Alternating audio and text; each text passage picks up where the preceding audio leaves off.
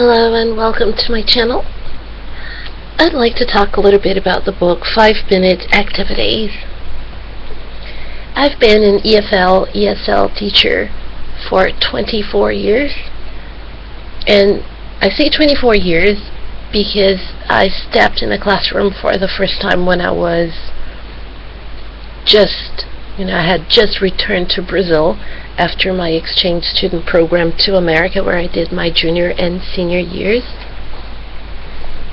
And my neighbor asked me to substitute for her, and that's the first experience I ever had as a teacher. And after that I went to college, became a student teacher, and then in 1995 got my teacher's license. 5-Minute Activities is a book I came to know in 1994. I actually saw Penny one of the writers. Penny she gave a talk in Rio de Janeiro at a conference for English teachers, and I had the pleasure of attending that conference, and this is when I found this book.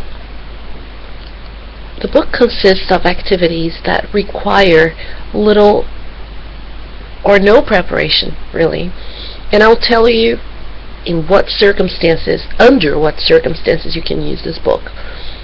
I would say that there are times when you have the last 5 minutes of a class and you don't want to let them go to waste when the students are just sitting there packing their bags, or use those 5 minutes.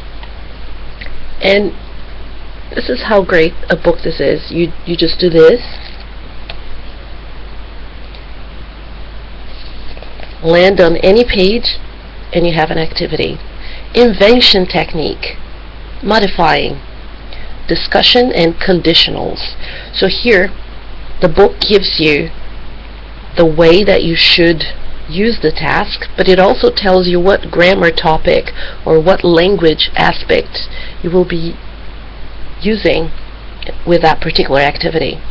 The procedure for this one: tell the class that you have learned a technique for helping them to be inventive and to think of new ideas. Say that you will demonstrate one of these techniques. Write words for 2 objects on the board, for example, ball and book.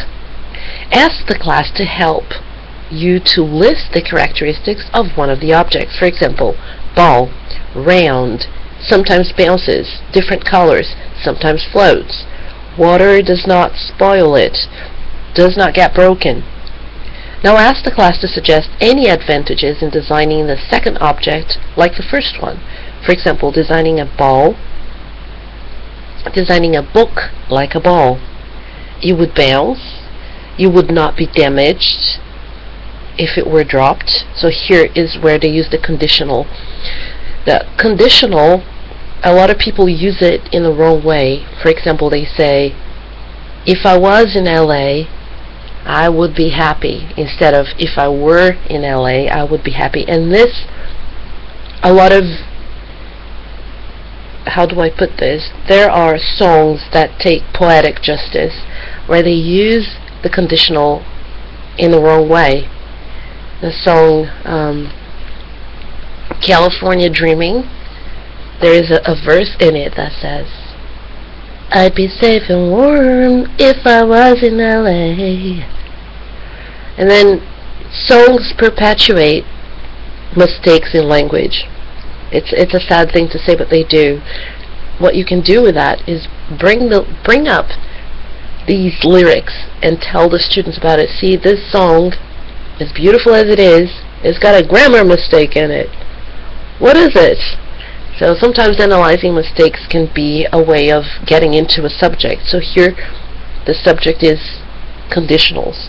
So if the book were boring, you could bounce it and play a game with it. If it were a forbidden book, people wouldn't know because they would think it was a ball. So there's a lot of different things you can use with this technique. One of my favorite activities from here is the miming adverbs. I recently taught a class with a colleague in adverbs and adjectives. This is in page 52. It's one of my favorites. And I'll tell you what about this miming adverbs. This activity can be fun, and it can be used in different situations, not only for teaching English, and I'll give you an example of where it was used, where it was not, for language purposes, language learning purposes.